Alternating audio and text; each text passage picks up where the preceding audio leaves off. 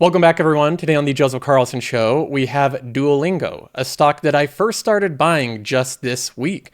I highlighted on my YouTube channel a few days ago. We're going to be looking at Duolingo, kind of revisiting this stock and the timeline of events. We'll be looking at things like when I first started doing research on this company, what characteristics caught my attention, when did I first start making videos on it, as well as responding to some of your comments on my previous video.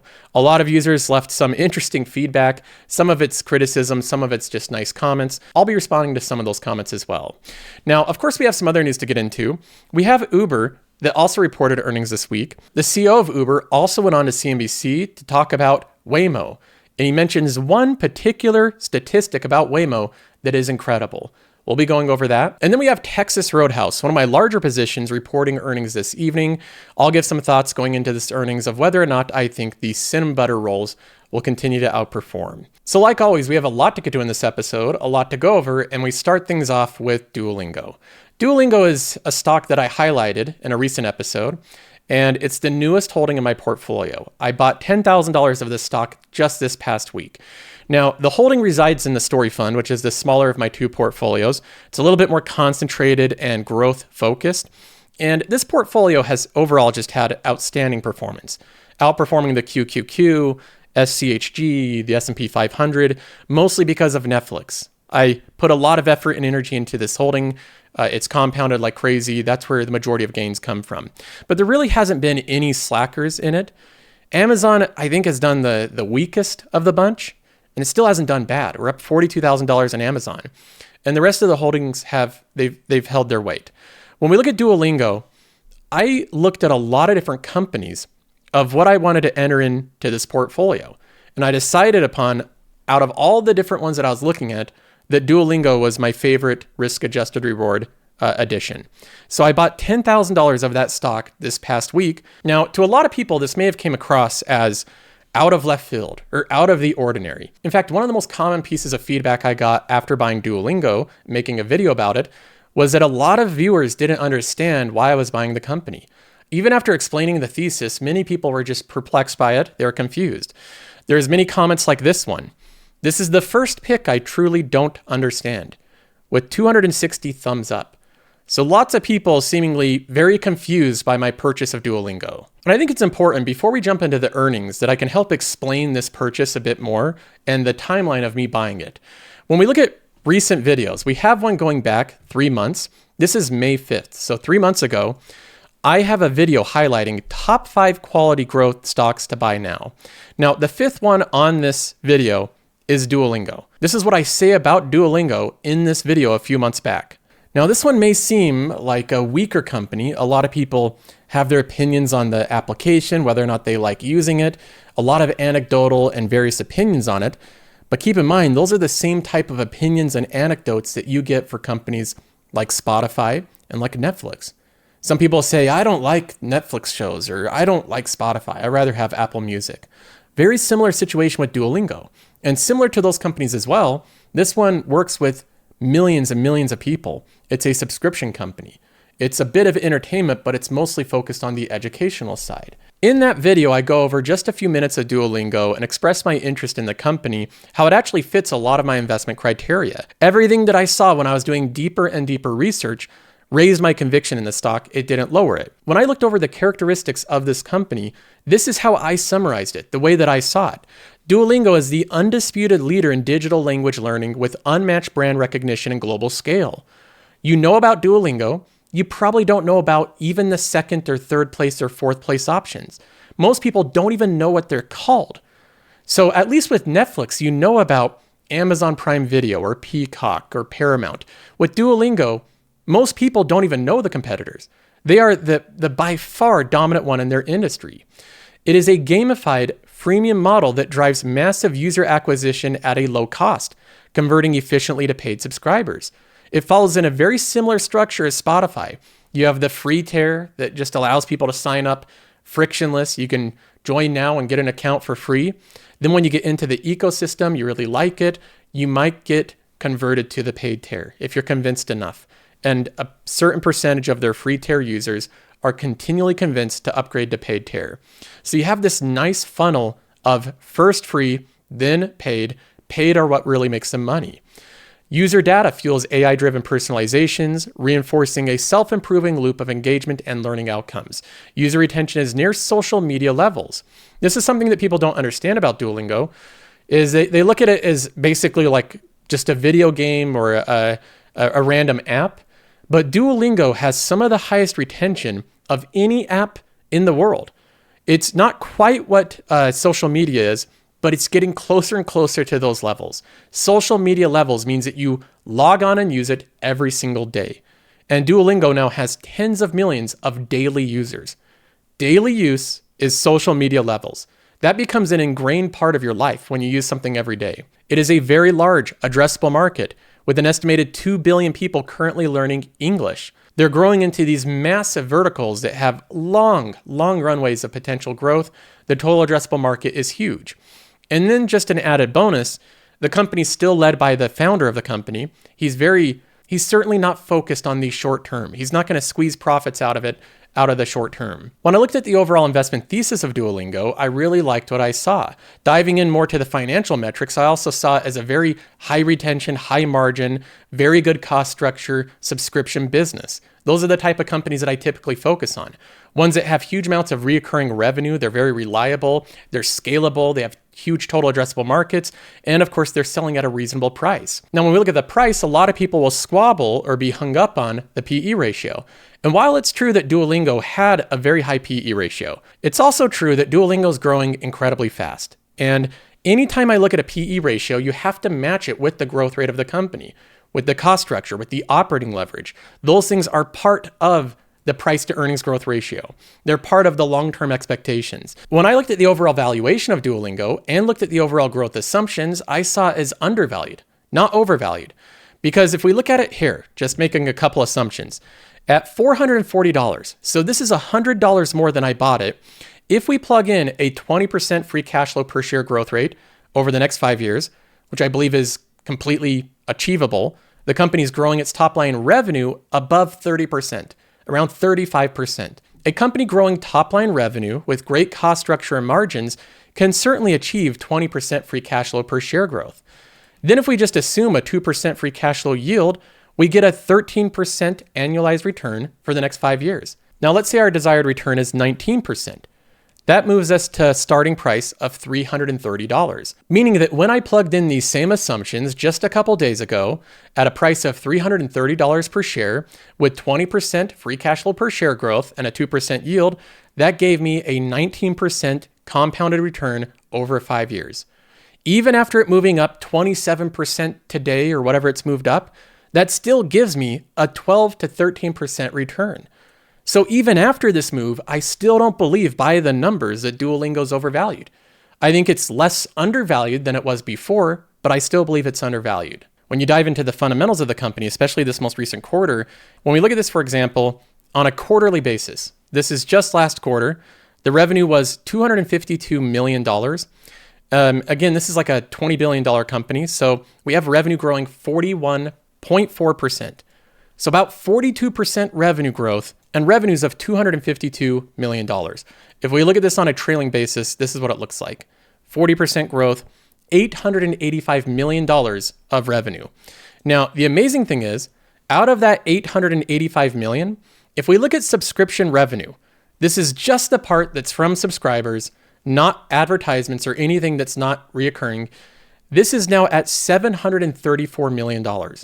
So the huge majority of their revenue is coming from subscriptions. This number grew by 47% year over year.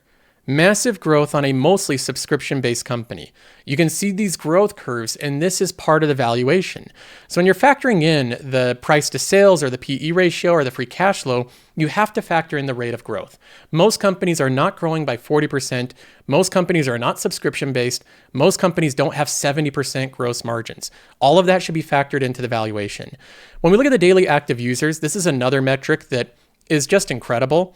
Now, this is the one that they focus on possibly the most, is getting people to use the app every single day, because that's the engagement that's similar to a social media company, is using it every single day, having it be part of your habit.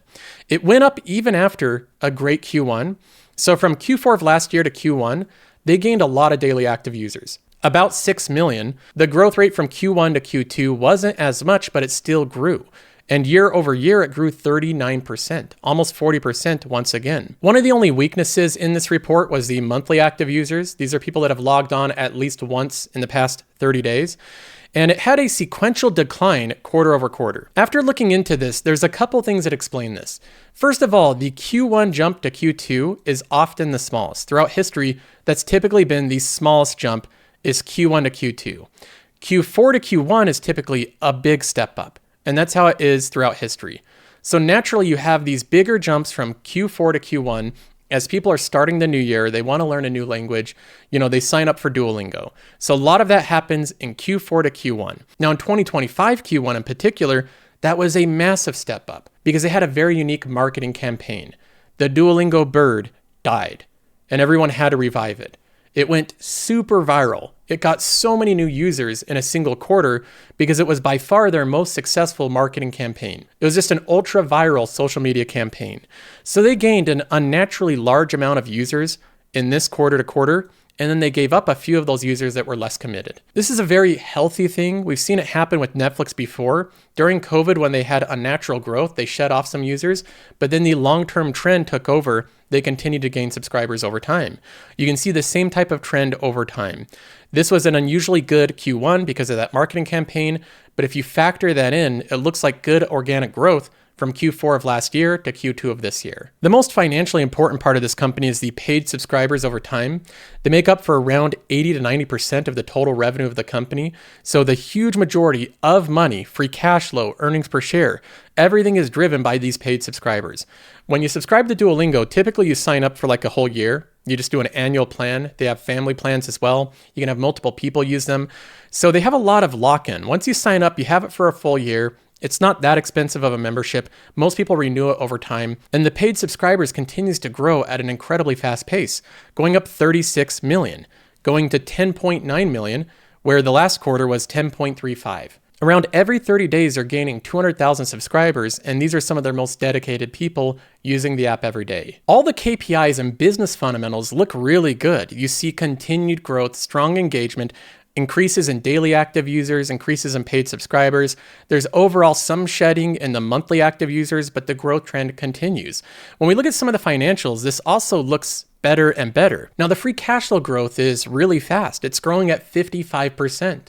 So again, when we're looking at free cash flow yields, we're making growth assumptions of the future. You have to factor in what you think this company will do over the next 5 years. It's growing 55% today. I believe it can grow above 20% per year for the next 5 years. In fact, I think those assumptions are rather conservative. The earnings per share is also growing super fast, up 73% year over year. If you look at it just on a quarterly basis, it's up around 78%. So you have earnings per share just shy of doubling year over year. That cuts down the PE ratio from 100 to 50 to 25 really fast if you keep growing at these rates. And then to add on to that, this is a company that has no debt. They just have cash piling up on their balance sheet. All the efficient free cash flow they're generating has to go somewhere. They're just putting it in cash for the time being. Now, this was one where there was a lot of, I would say, mixed reception. A lot of people confused of why I was buying it, leaving kind of comments where they're like perplexed. And I wanted to go through and just respond to some of them. So we'll have a little bit of a Q&A here. I'll respond to some of these comments. One of the comments that I received a lot, and I decided to just screenshot this one because it exemplifies a lot of the thoughts people had after watching that video, is this is the first pick I truly don't understand. And my reaction to the people that are saying this is, did you watch the video? I made a pretty in-depth video going over the entire summary of the company and why it fits in with my investing philosophy. And just saying that you don't understand it doesn't really give me anything to work with. You don't understand what part of it. Duolingo is a subscription-based company. It has a huge total addressable market. It's growing very fast, it has great cost structure, very high margins. It has a product that has a big total addressable market, big verticals to grow into, founder-led, and it was selling at a valuation that, if you incorporate growth, was completely reasonable. So I don't know what people are saying when they don't understand it. Like, they're completely baffled by this pick. What is so bad about Duolingo? What is the problem here? We have some other comments here that are a bit more specific. Steven says, I think people are surprised because it doesn't fit well with what companies you buy. You have the sort of portfolio that Dev Cantasaria wouldn't mind. He'd make his changes, no doubt, but he'd approve of a lot of it. Ask Dev, the first thing he'd change, probably the language game thing or bicycle game thing, if you still owned it. It's no FICO, that's for sure. Hope it does well for you. So this is kind of a feedback that Duolingo is not as high quality as companies like FICO. It's not as high quality as the type of companies that Dev Cantasaria own. The first thing I want to highlight is I like Dev Cantasaria. I do like him. I respect him a lot. I think he's a great thinker. He does great analysis on companies, and I like his philosophy. There's certainly a lot of similarities, but I'm not Dev Cantasaria. And in fact, I have a lot of disagreements with Dev Cantasaria. He did sell Amazon at the lowest point over the past 5 years. And I thought that was a huge mistake. I bought more of it at the exact time that he was selling Amazon. Although Dev Cantasaria and I agree, I think that Intuit's a great company, MasterCard, S&P Global, the credit rating agencies. There's also some companies that I think we just disagree on. Dev Cantasaria has gone on the record saying that Costco is not a quality company in his opinion. I would argue the exact opposite. I think Costco is going to be around longer than most companies on planet Earth, generating enormous amounts of money through their membership model. I think Costco is one of the most flawless, best business models in the world. Dev does not, and he said it in different podcasts. And then some of the companies that I've made the most amount of money on, ones that I really made about half the gains of my total portfolio or more, Netflix, Google, Amazon, Texas Roadhouse, are all ones that Dev has said that he hasn't owned or wouldn't own. Those are all companies that fit outside of the mold of Dev Cantasaria companies. He would never buy a Netflix. I don't think he's ever going to buy that company. He's outwardly spoken against big tech, saying they spend too much on CapEx, so he's not buying Google, and you're not going to catch him buying Texas Roadhouse, which Texas Roadhouse has been one of my best performing positions. I think it's far underrated as a compounder. The company is incredibly well positioned, and Texas Roadhouse, many people may criticize as having a lot of competition, having a smaller moat, but Texas Roadhouse doesn't have regulatory issues like FICO. It doesn't have disruption issues like Google with LLMs. Texas Roadhouse has been an incredibly insular company, focusing on executing its business model and growing rapidly. But again, these are the type of companies that don't fit well with the Dev Cantasaria type of portfolio. And then you mentioned that Duolingo's no FICO. That's for sure. Well, FICO's not immune to different disruptions or problems as well. Even though FICO has a dominant position in their market on credit rating, they did make a huge mistake. Management exercised too much pricing power too quickly, and that has been a huge problem for the stock. If we look at FICO today, this is Dev Cantasaria's largest holding by far. It was a 30% position, so over double the size of any holding in my portfolio. It's down 31% year to date. In the past year, it's down 20.6%. FICO has been getting crushed recently because of regulatory scrutiny on the company that they asked for by their incredible price hikes in a short amount of time. So again, even though I really like Dev Cantasaria, I've continually been very complimentary of him. It's not going to be the case where I buy every company that he buys. If he sells one, I sell it. That's not how I operate. I'll use his research, I'll look at what he does, but I'll have my own investing philosophy. Another commenter said, I was hoping you picked Shark Ninja. Shark Ninja is an awesome company. I really like this one. I respect the CEO a lot. I think it's really cool what they're doing, just innovating over and over again, coming out with really creative products. But there's just no subscription model there. There's no recurring revenue. They have to continually innovate and innovate and innovate. I'd rather own the Costco that they sell Shark Ninja. Think about Costco's job and Shark Ninja's job, and think about who has an easier job. Costco, that just takes whatever products are popular and puts them on their shelves and has really good customer service, treats their members well, or Shark Ninja that's constantly engineering, doing new designs, refining, manufacturing, dealing with all sorts of returns. Whenever Costco has a return, they just send it over to the manufacturer. Costco has a much easier job than Shark Ninja. And Costco has a recurring revenue through their membership model. So I'd just rather own a company that's that steady instead of one like Shark Ninja.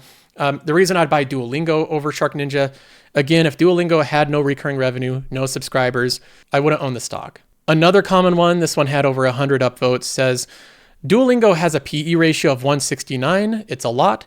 Perhaps you see the value of it, but for me, it's a pass. Again, I think these comments are fine. If you look at the company and you think it's expensive, that's fine. And it's never my goal to convince everyone to buy the companies that I do. I don't care if you buy them or not, frankly. It's not a sales pitch. If I wanted to buy just the most popular stocks to get an audience through them, I'd be on the Tesla bandwagon or on the Palantir bandwagon, right? I'd be buying the companies that I think have the biggest audience. There's very little content ever made about this company.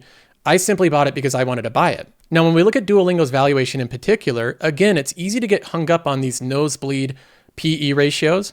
You look at it and you go, wow, the trailing PE is 173. But a PE ratio without the corresponding growth rate is giving you one part of the recipe. It's like saying, hey, I want to sell you a car for $50,000. And you say, what car is it? And I say, I'm not going to tell you. It's just $50,000. Can you make a good decision with only knowing what you're paying, but not knowing what you're buying? That's what you're doing if you just look at a PE ratio. You know the price tag, but you don't know whether or not you're getting a good deal. You don't know if you're getting a good deal or a bad deal just by the price tag alone. You have to know what you're buying, how fast it goes. What is the car you're buying for $50,000? If you're buying a used Toyota Corolla, that's probably not the best deal. If you're buying a Lamborghini, it's probably a decent deal. So knowing what you're buying is important. When we look at the trailing PE ratio, that's true that it looks expensive, but the PE is growing by roughly double year over year, meaning that the PE ratio will get cut in half in 12 months. And with this type of company that has a lot of operating leverage, even though the revenue growth is growing really fast, the earnings growth is likely to grow at a much faster pace. So if Duolingo grows 40% revenue growth, the earnings growth is probably going to be closer to 60% or 70% because they have that nice operating leverage. So I think the earnings growth is going to be well in excess of 50% over the next couple of years. That'll make the high PE ratio today look very cheap in the future. Finally, the last thing that I'll highlight is a lot of people had a very similar thought, and I think it's one of the first things you think about the company, is that AI translation tools like Zoom translating you or having your phone translate you into different languages is going to kill Duolingo. We have different people saying the future will have people speaking whatever language they want and having AI translated for them in real time, and it's already happening. Now, I think right there in this first sentence, you highlighted a problem with this thesis. This is already happening, and Duolingo is still growing. Right now, we have more AI translation tools, more language translation tools. We have it on our phone. We've had it for a long time. There's things that will immediately translate you into a different language, yet Duolingo is still growing in number of users, daily active users, and revenue growth by 40%.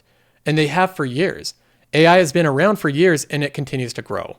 And I believe the reason why is because if you asked most people why they're using Duolingo, why they're learning a new language, it's not because of a lack of AI translation tools. That's not why they're using it. People want to learn new languages to exercise their brain, to expand their knowledge, to be able to live in a different culture, to be able to communicate themselves directly to people without a piece of technology or phone in between their face. So even though AI translation tools may have some effect on the margin, I don't see them having a meaningful impact on the company long term. They do not address the core reason the majority of people learn new languages. Now moving on, we get to a different subject here, which is Texas Roadhouse reporting earnings after market close today. The stock price is currently at $184. It's floated around just under $200 for quite some time now, for about the past year. But overall, the performance of this one has been really good. We zoom out 5 years and you can see the full picture here. It's actually performed as well as FICO. In fact, beating FICO over the past 5 years now. So you have a restaurant company beating out FICO for 5 years. You also have a restaurant company beating out Google for the past 5 years. We look at Google's performance in 5 years, 163 versus 200% for Texas Roadhouse. That doesn't factor in dividends. We can go to Microsoft. Microsoft is another company. We zoom out 5 years. Texas Roadhouse has outperformed it. We go to, let's take a look at Meta. Meta is a great company, great compounder. Let's take a look at this one. Past 5 years, 191, not quite as good as Texas Roadhouse. And again, not factoring in dividends, which Texas Roadhouse pays hefty dividends. What other ones are we leaving out here? Amazon, it's not even close. Amazon has been a laggard over the past 5 years, only going up 41%. If you bought it during the dip, you got a better deal. But Amazon isn't close to Texas Roadhouse. If we look at Netflix, did Netflix do well over the past 5 years? Again, this is one that if you bought it in the dip, it's done incredibly well. But buying it 5 years ago, it's up 140%. All these companies beat out the S&P 500.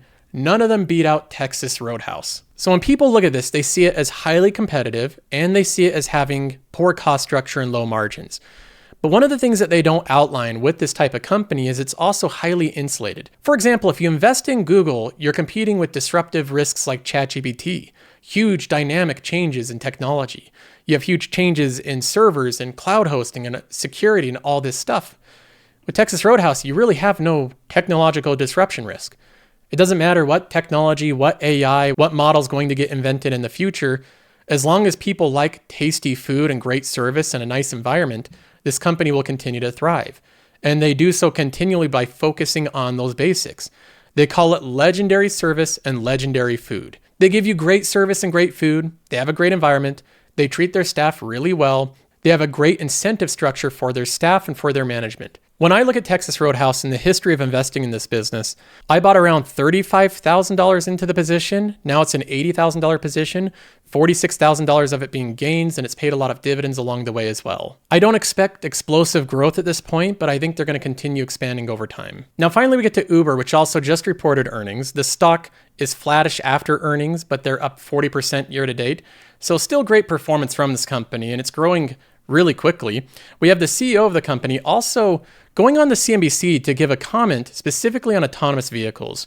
And I think this part's really applicable to not only the Uber investor, but also the Google investor with Waymo. We're working with Waymo in Austin, where we expanded our operational domain. We launched in Atlanta, and it's been a great launch. The average Waymo in Atlanta is busier than 99% of drivers in Atlanta as well.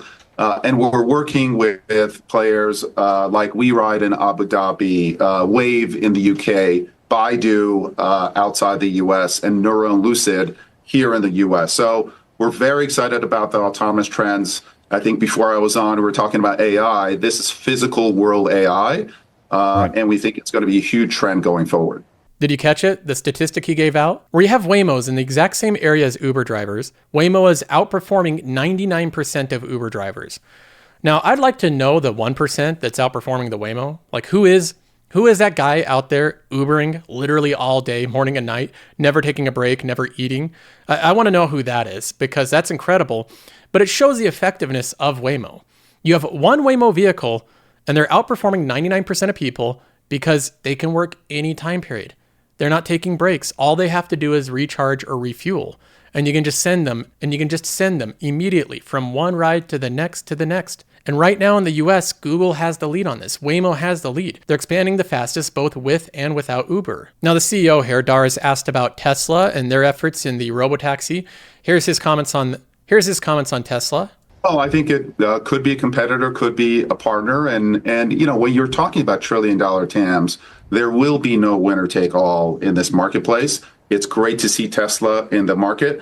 They're taking their time and they are making sure that they're expanding in a safe way. So he says that we could be a competitor or we could be a partner. He's still open to partnering with Tesla. When you partner with Uber, you're handing over the direct control of the relationship of the customer to Uber. No longer to your technology, you're handing it over to Uber. And that way it pits you against Uber to some degree, even if you're a partner with them. For example, if Tesla partnered with Uber across the board and Uber found a better partner that could build vehicles cheaper or offered a better mix of how much revenue they share, then they could switch over to that supplier. By handing over that direct relationship with the customer, it makes the autonomous vehicle maker and designer, the Tesla and the Waymo, become more of a commodity that can easily be swapped out while Uber maintains the key relationship and they're the aggregator. The aggregator is the position you want to be in, the position of having the direct relationship with the customer. And I believe over time, with Waymo trying out both ways of partnering with Uber and doing it alone, they may gravitate to also just running things themselves if they can. If they have the distribution, if they can make it work, that's in the end the more profitable route. So we'll see how this continues to work out for Uber as they try to aggregate everyone into their platform, while these technology companies are a little bit more reluctant to do so. That's going to be it for this episode. See you in the next one.